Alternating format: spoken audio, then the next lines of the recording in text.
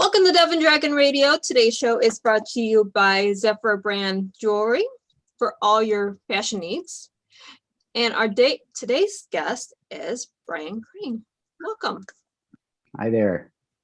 So you have a book out called My Dearest Madelyn, A Letter to My Daughter Before I Die, and How I Vanquished My Fear and Anxiety. Yeah, mouthful. Long subtitle. Yes, it is, but it's okay. So what led you to write this? So it when I was 11, I was diagnosed with diabetes, and 5 years prior, my big sister was diagnosed with diabetes. And then fast forward to my sister in her, I would say 30. I would say when she was 30, she started developing all these major health issues. She started losing her eyesight. She started losing the use of her stomach. She started losing the use of her legs. Her kidneys failed. And this is all due to nerve damage from diabetes. She specifically didn't take care of herself. And I can't explain it well, but what happens is when you don't take care of yourself with diabetes, you lose weight. And she wasn't a bigger girl, but it was a form of anorexia. So she didn't take care of herself, and she eventually had all these health problems. So when I got into my 30s, I had been taking a little bit better care of myself. I wasn't the diabetic poster child, but I was taking better care of myself. Now she eventually, when she was 35, she passed away. And well, that's okay. That's okay. And now that I'm 37, I started seeing all these health problems myself, which was a very scary thing. So I can't give you an exact timeline, but I would say, about 3 years ago, I started noticing things. I would get a floater in my eye, and so that was bad blood vessels in my eye bursting. And so I went to my doctor, and in the midst of all of this, I'm throwing up randomly, and I don't know why. So I went to my doctor, and he told me, he said, "Oh, you probably have gastroparesis, because of how long you've had diabetes." So that's the disease my sister had. She had gastroparesis, and it just means that because of nerve damage, your stomach doesn't work anymore. Yes, so I know it very well. Oh, do you? Yes, I do. I know everything you're talking about, and I'm not diabetic, but I have the exact same things. Okay. And so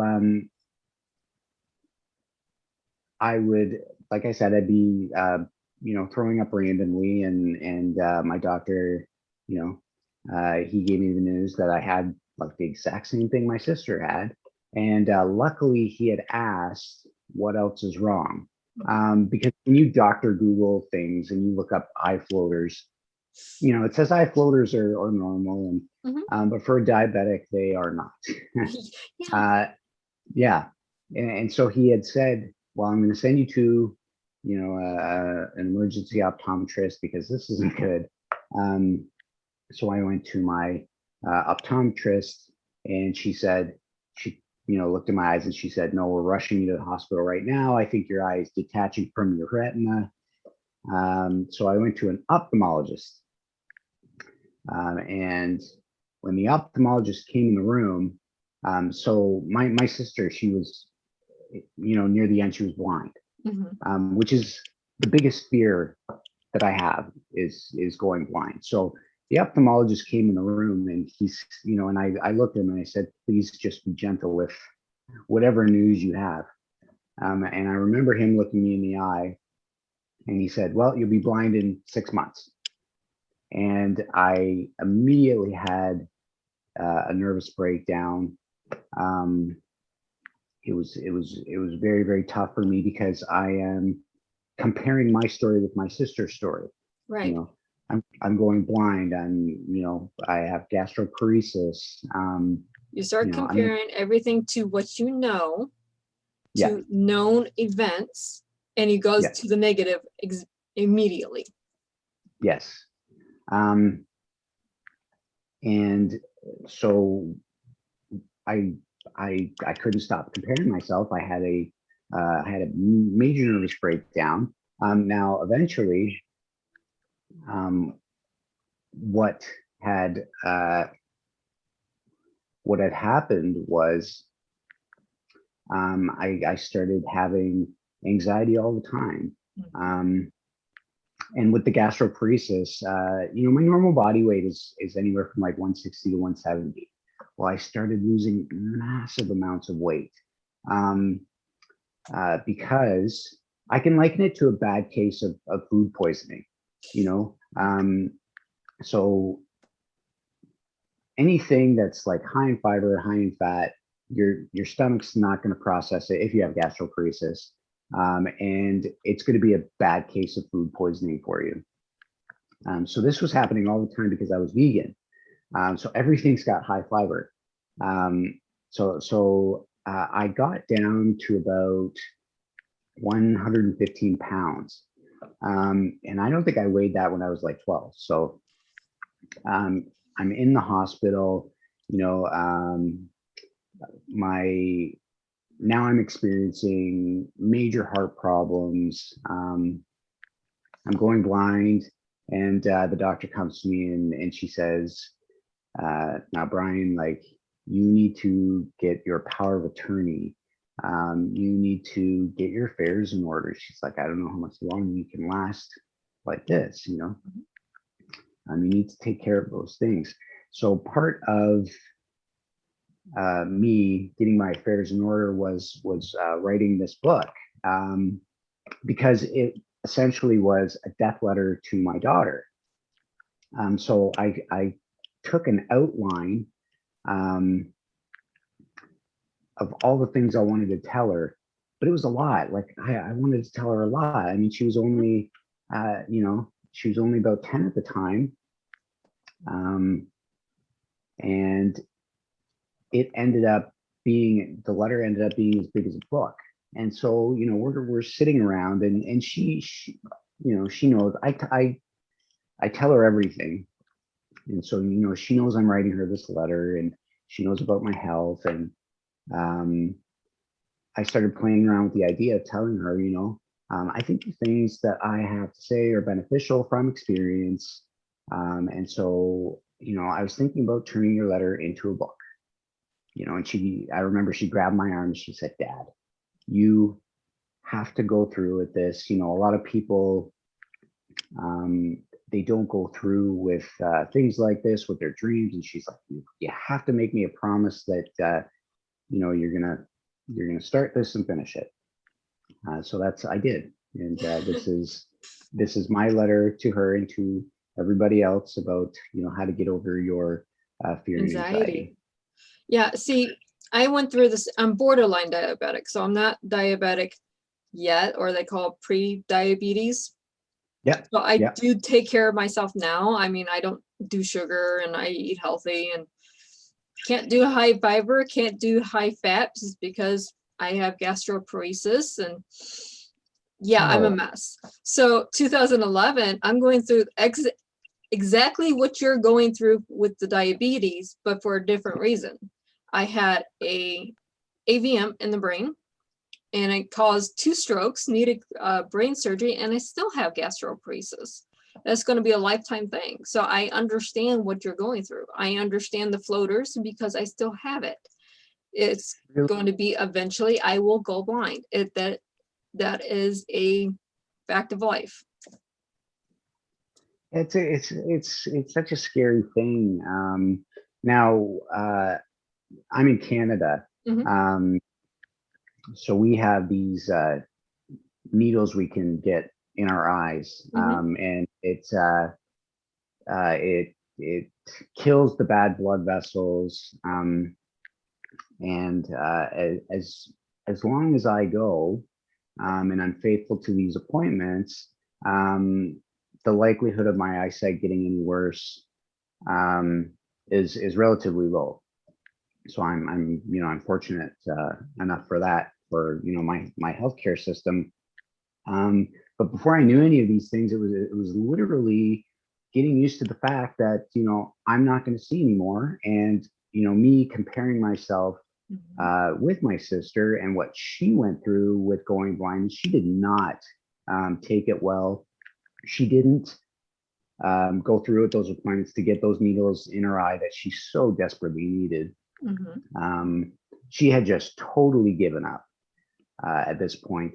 And I have to clarify that she died because the healthcare system at the time was so pro pain medication, and so she was on like 6 different opiates for her pain, and eventually like her heart just couldn't take it anymore.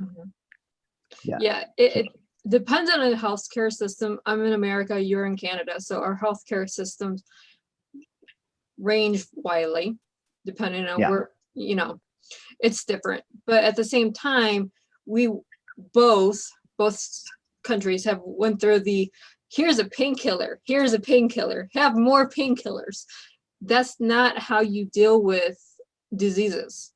You have to actually treat the disease. You can't just give a painkiller, because then you're causing more problems and more problems and more problems. Yeah, I totally 100% agree. And you would think it's gotten better, but even my doctor now, like, he would just give me whatever I wanted at this point, and I have to say, like, no, I can't. I saw what happened to my sister. I can't. I have to try my best to manage with the pain and deal with it. Right, that's exactly what I do. I actually take Tylenol to go to sleep because I refuse to use any opioids. But if I went to my doctor and said, hey, I need something for pain, they'll write a script out, no problem. Because that's what they're trained to do.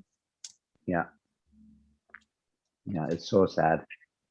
Yeah, the opioid crisis is it's absolutely devastating, and it hits so close to home, and not just with my sister. With my mom passed away recently from the same issues. I've had friends that have died because of the opioid crisis. I work at the hospital, and that you see it every day working at the hospital. I mean, you see this. Yeah, every single day. It seems like every patient is there dealing with some type of addiction, and it's so that the healthcare system has let them down. It has. I mean, it's global. It doesn't matter what healthcare system you're talking about. It's global. It's a pandemic of our own making, because we're not training. We're just, here's a painkiller. We are starting to transition away from the painkillers, but the harm's already done for a whole generation, basically. Yes. Yeah. Now, this, we have to make sure we let people know this. This is a new release. You just put this book out in February. Yes. So how long did it actually take you to write this letter to your daughter before you decided to publish it? I've always struggled with anxiety. I grew up actually in a cult. And fortunately for me, I got out of it. That caused a lot of anxiety and a lot of fear. It was a fear-based religion. And so I've always done research on it. So as far as the research goes, I mean, I've been researching my whole life. But especially the last 4 years. And the book took me about 2 years to write, because I have 3 jobs. I have for the longest time I've been a single father. So I, having the time to sit down and write, that was a challenge for me. But I did get it done in 2 years. A lot of people take a lot longer, but it's such it's a subject that was just so easy for me to write. It's a letter to my daughter. Right. So it was relatively easy for me to write. Well, that's good that was easy for you to write. It's a great message to get out there because you have so much life experience in just a few, you're not 50, 60 years old. You're under 40 and you have all this experience. Yeah. Just saying, people under 50 actually do have life experiences. We do know what we're talking about sometimes, but no, it does take a while to write a book. It doesn't matter if it's fictional. It doesn't matter if it's a letter. It doesn't matter what it is. It takes forever for an author, even a first-time author, to write their first book. This is not something you sit down over a weekend and pen out. You can. It's not going to be very good, but you can. Yep. And there's you focus so much time on editing and revisions and questioning yourself, and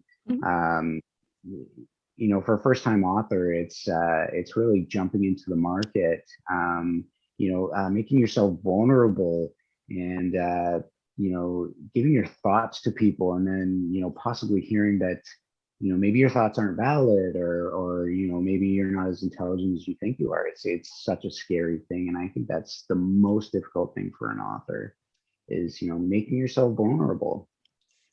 Yeah, first you have to make yourself vulnerable. Then you have to listen to your critics, because even the most anal critic will give you a little bit of information to better yourself. Yes. Yeah, and I'm not. Yeah. Yeah, you don't self-internalize every little thing, but you take it, you digest it, and then you take that little 2-word nugget or whatever it is and figure out how to better yourself. Yes. Yeah. Yeah, I agree. I'm not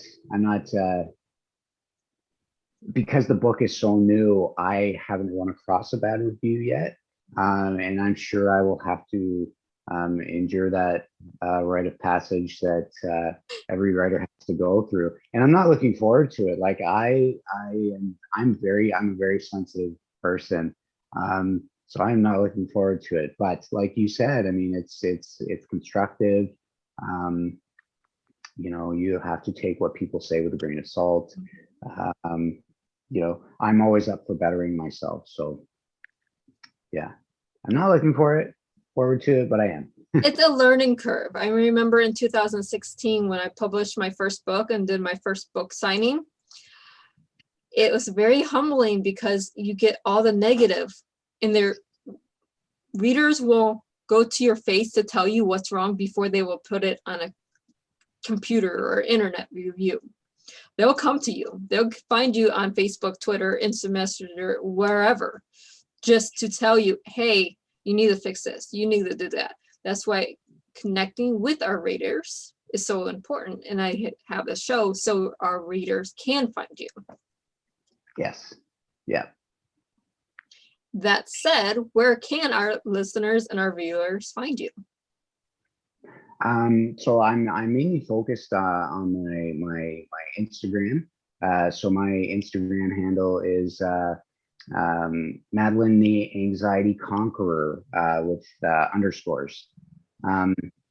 Also, you can find my book on Amazon. You can find it, Barnes and Noble, Chapters, all online. Nobody's accepting independently published works right now, like through smaller stores or so yeah, Amazon is my main channel of revenue. So if you just search My Dearest Madelyn on Amazon, look for me on Instagram, that's where I am. And for our viewers and listeners, if you look in the comment section, you'll find all the links. So we do try to make it easy for the readers to find you. Now, here's a big question. Are you planning to write another book? Depending on the success of this book, because people don't know how much it costs to write a book, especially an independently published book. It does cost quite a lot of money. So I do want to see how this book goes. But if if it is rather successful, I would like to write a book about the bad diabetics.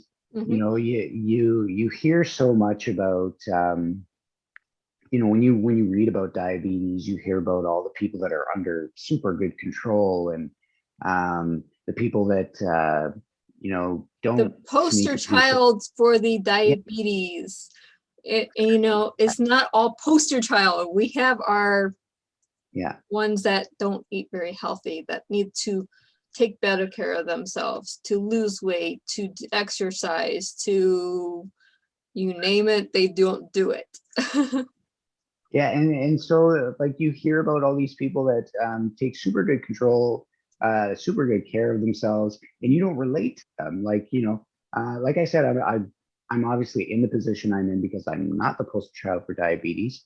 I have made myself extremely better. I am now the poster child for diabetes, but I want to write a book of relatability to that, Mm-hmm. and I also want to make a book about fatherhood. What it was like to be a single father. My child is like my best friend, Mm-hmm. and she is. I've just been blessed with the best daughter imaginable, and I would like to think that I had a hand in that. So I would like to see if I could write a book about fatherhood as well.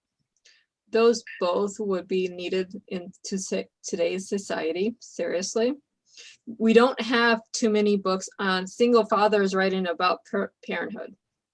Yes, yeah, We I don't agree. we don't have very many books on the negative, bad poster children for diabetes or other Yeah, diseases.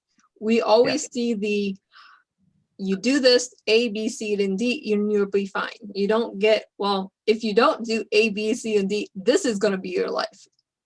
yeah. And that was really the starting point for this book was relatability. I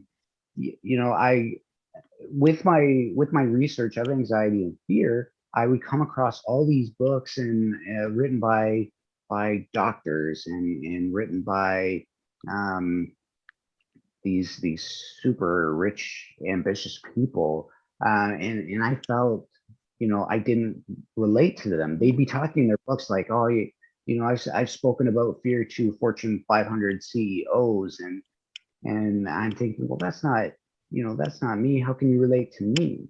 Mm-hmm. So I wanted to write a book about, uh, a book that about anxiety and fear that relates to a lot of people. Right. You want to go for the big market, not the Fortune 500 CEO, because the Fortune 500 CEO, they already know how to do A, B, C, and D. Yeah, They yeah, wouldn't be a Fortune 500 if they don't know how to get from A to C. and I mean to be in a position of a CEO, I mean you have had to master fear and anxiety already to get into that position. So I wanted a book for the people that are like struggling to be an owner of a small company, or things like that. Or just getting by in life. I mean, how much we've learned in 2020, just people getting by, working at McDonald's, getting by, and then everything happening. Now you have so much fear and anxiety that's outside your normal. We have to get through that. Yeah, yeah, and see, I wrote this book pre-pandemic, um, so it's now more than ever. people have been You were deal with. before the curve on this. Yeah. So that's good that you wrote it before and it's coming out after, because now we're dealing with the anxiety and we need to move forward. Yes, yeah. And my strategies that I personally learned, that I've laid out in the book, are so helpful dealing with this pandemic. So I hope people are benefiting from it. That is awesome. And I thank you so much for being on the show today. Thank you for having me. It's been a very interesting conversation, all map like usual for me. And for our readers and our listeners, happy reading.